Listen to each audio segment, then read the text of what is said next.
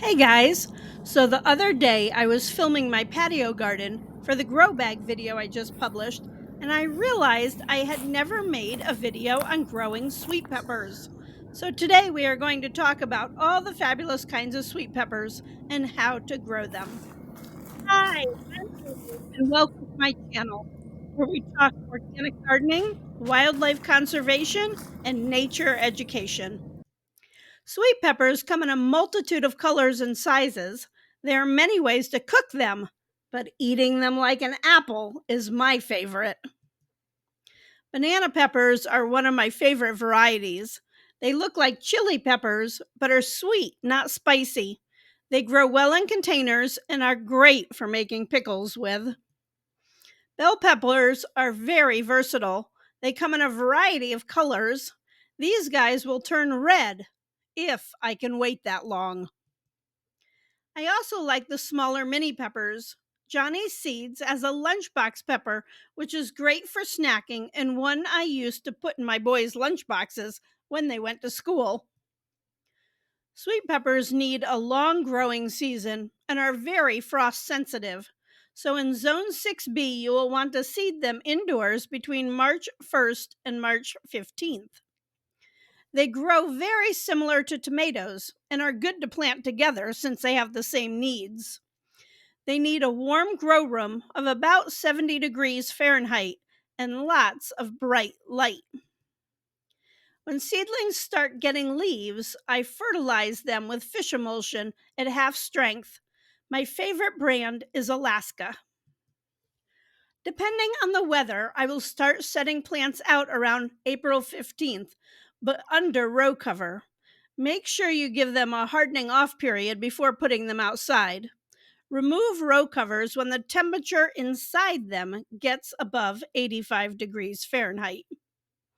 Peppers need well drained, fertile soils with a pH of 6.5.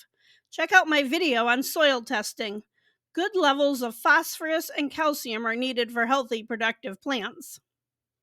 Space pepper plants 12 to 18 inches apart in rows 24 to 36 inches apart. Add plenty of compost. One study looking at organic sweet bell pepper production in 2015 found that a combination of compost and chicken manure yielded the best results. I have that study referenced in the blog article about growing sweet peppers. You can find my books on Amazon, and I will have links in the description. Peppers like to be watered deeply, once or twice per week. Irregular watering can lead to issues like cracked peppers, so it is important to regularly space your watering. Drip irrigation also works well. I often cage my peppers. They produce abundantly, and the heavy fruits can make the plants tip over. Keep in mind that you need good airflow around peppers. If I am planting a large number of plants, I use a 3-2-3-2 pattern in a 4-foot wide French intensive system. Here I'm using landscaping fabric for weed control and to keep moisture in the soil. Peppers do well in grow bags as shown here and in other containers. There are 2 banana pepper plants in a 7-gallon grow bag on the left and 2 bell peppers in a 10-gallon grow bag on the right. Like tomatoes, peppers are susceptible to blossom and rot. You will notice this because the pepper begins to rot at the bottom. Unfortunately, this can be too late for a quick fix. Blossom end rot is a lack of calcium available to the plant. This can be caused by unbalanced minerals in the soil, specifically poor magnesium to calcium ratio. Uneven watering makes absorption more difficult, and compacted plants causes a stifled root system. Too much nitrogen and high salt levels can also cause blossom and rot. Just a heads up, feeding them milk and spraying with Epsom salt are 2 strategies that do not work very well. Take time in the fall to do a soil test.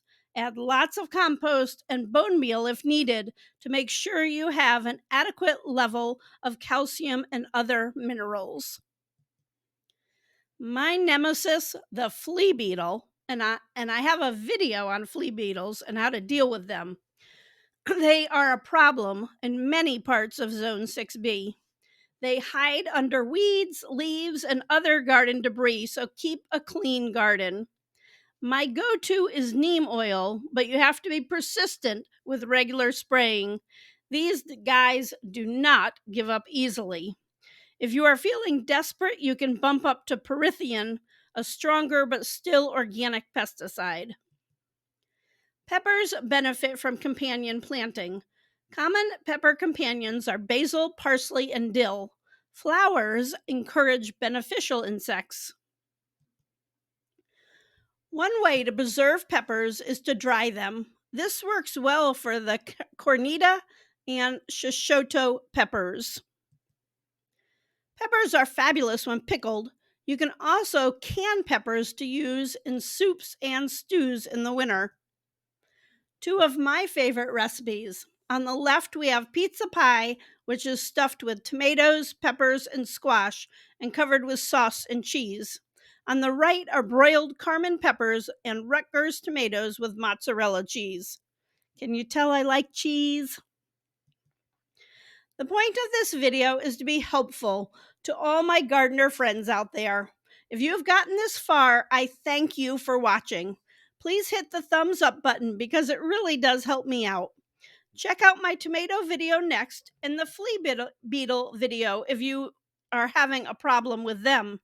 I hope you have a fabulous sunny day. See you next time.